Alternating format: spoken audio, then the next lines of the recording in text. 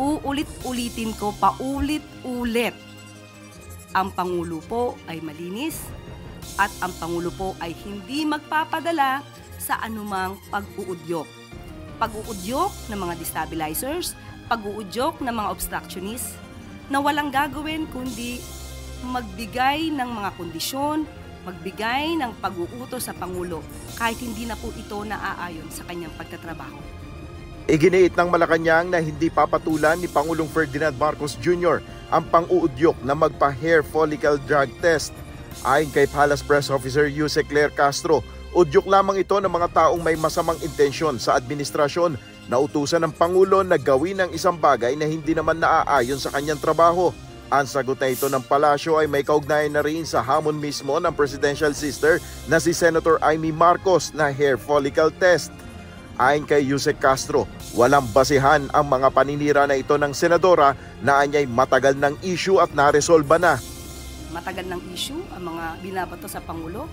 Ito ay napasinungalingan na natin. Nagkaroon na po ng resulta na galing sa St. Luke's about the drug test.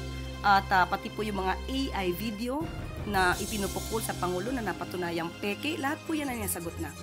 So, hindi po ito makakasira sa Pangulo dahil alam ng taumbayan, mas maraming taumbayan ang naniniwala sa ginagawa ng Pangulo para sugpuin ang korupsyon. Sa gitna ng panawagan ng ilang grupo ayon sa Malacanang, hindi magbibitiw sa pwesto si Pangulong Marcos at patuloy lamang itong magtatrabaho.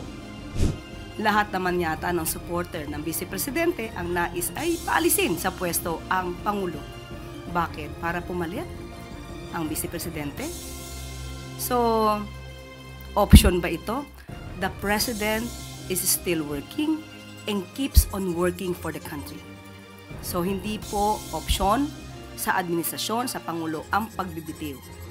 Sa ngayon, ayon kay Jose Castro, wala pang plano ang First Family na legal na aksyon laban kay Senator Amy. Let's just wait and see. As of now, we do not have any plan of making any legal action against her. So let's just wait. Ipauubay na lamang din ng palasyo sa Office of the Ombudsman at Department of Justice ang pagdetermina kung porma ng destabilisasyon ang inihayag ni Senator Amy laban sa kanyang kapatid na si PBBM. Nel Maribuhok, UNTV News and Rescue, Diyos ang aming sandigan, serbisyo publiko ang aming pinahalagahan.